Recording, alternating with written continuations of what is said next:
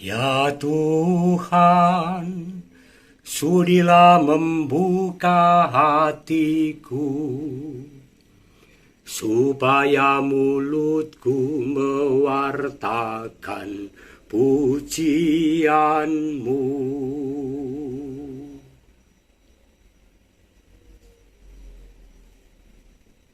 Saudara-saudara, terus kita rayakan anugerah kehidupan. Amin. Hujan deras di sini menyenangkan. Saya barusan keluar untuk membeli pisang lagi dan makan siang. Saya ditraktir oleh satu keluarga, makan sekali orang. Baik, saya teruskan. Saya masuk pada bagian terakhir tentang Petrus. Sangat menarik. Judulnya Petrus Sang Batu Karang. Kita tahu bahwa nama aslinya Petrus adalah Simon. Tetapi Yesus memberikan nama baru kepada Simon, yaitu Kefas. Kefas itu bahasa Yunaninya menjadi Petros, yang bahasa Latinnya menjadi Petrus.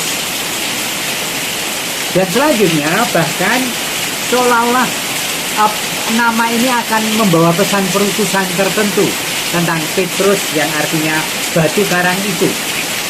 Sebab nama-nama lain yang kemudian diberi julukan baru tidak langgeng, tetapi Petrus ini seterusnya disebut oleh kelompok Yesus ini.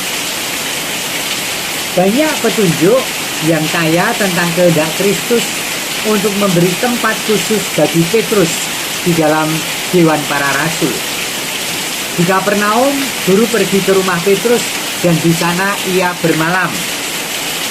Ketika orang mengerumuni dia di pantai Genesaret, Yesus memilih perahu Simon dari dua perahu yang ada di situ. Ketika Yesus ada di situasi khusus, ia hanya ingin ditemani 3 murid, dan Petrus selalu disebut yang pertama. Misalnya, ketika Yesus membangkitkan anak Yairus, ketika ia dipermuliakan di Gunung Tabor, ketika berdoa di Taman Getsemani, dan masih ketika harus membayar pajak untuk bait Allah, Yesus memerintahkan untuk membayarnya bagi Tuhan dan bagi Petrus saja. Waktu Yesus membasuh kaki para murid, pertama kali ia membasuh kaki Petrus. Dan hanya untuk Petrus, Yesus berdoa agar imannya tidak gugur. Dan kemudian Petrus menguatkan iman para murid lain. Lihat, Yesus menempatkan Petrus pada tempat yang istimewa.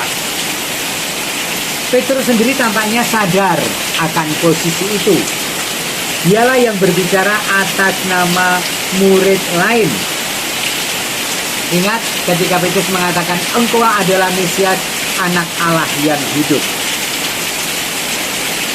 Ada 3 metafor yang disebut Yesus dengan sangat jelas ketika Yesus mengatakan, "Aku berkata kepadamu, engkau adalah Petrus, dan di atas batu karang ini aku akan mendirikan jemaatku, dan alam maut tidak akan menguasainya.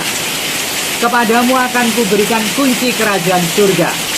Apa yang kau ikat di dunia ini akan terikat di surga, dan apa yang kau lepaskan di dunia ini akan terlepas pula di surga." 3 metafor. Petrus adalah batu karang yang akan menjadi dasar dari bangunan gereja. Petrus akan menjadi kunci kerajaan surga untuk membuka atau menutup bagi manusia yang ia anggap sesuai, dan akhirnya ia akan dapat mengikat dan melepaskan, dalam pengertian bahwa ia dapat menerapkan atau melarang apa yang ia anggap penting bagi gereja, agar gereja tetap menjadi gereja Kristus. Selanjutnya adalah tampak dalam refleksi teologis tentang kuasa jabatan tertinggi, primacy of juridism, yaitu kuasa mengajar Bapa Suci tentu saja. Saudari-saudara yang dikasihi Tuhan, masih tentang Petrus, Sesudah kebangkitan Yesus, Petrus pun tetap istimewa. Yesus menyuruh perempuan-perempuan untuk mewartakan kebangkitan kepada Petrus dan murid-muridnya. Maria Magdalena lari kepada Petrus dan Yohanes untuk memberitakan bahwa batu makam digulingkan. Dan Yohanes membiarkan Petrus masuk pertama kali ke makam. Petrus menjadi saksi pertama di antara para rasul sebagai yang mengalami penampakan Tuhan. Peranannya sangat ditekankan. Ini jelas menandai kesinambungan antara tempat pertamanya dalam kelompok rasul dan tempat pertamanya dalam komunitas yang lahir berkat peristiwa Paskah. Sangat istimewa. Sikap Petrus juga tampak sangat terhormat ketika gereja mulai tumbuh. Ketika konsili Yerusalem, Petrus tampil dalam perannya sebagai pemimpin ini gereja awal. Justru karena ia menjadi saksi iman yang benar, maka Paulus juga mengakui Petrus sebagai yang pertama atau sebagai pemimpin.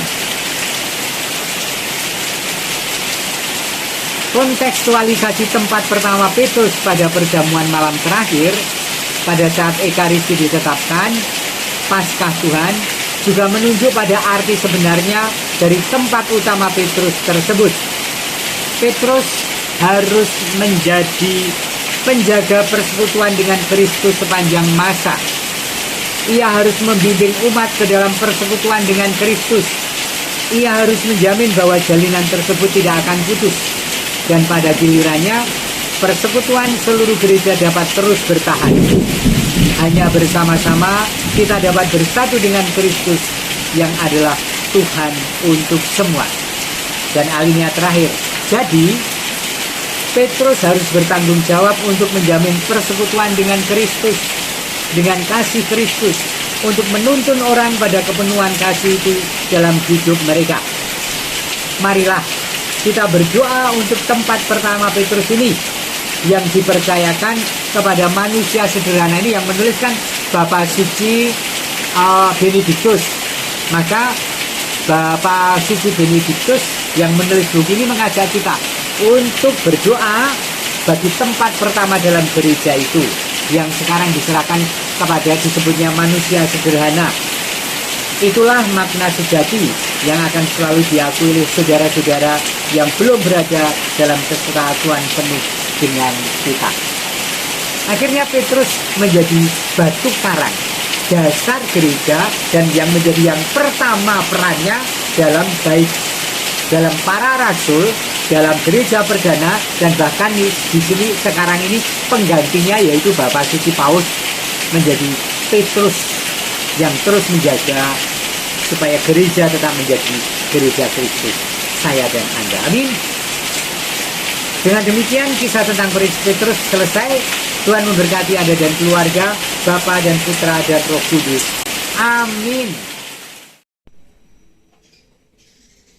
Ya Tuhan, sudilah membuka hatiku,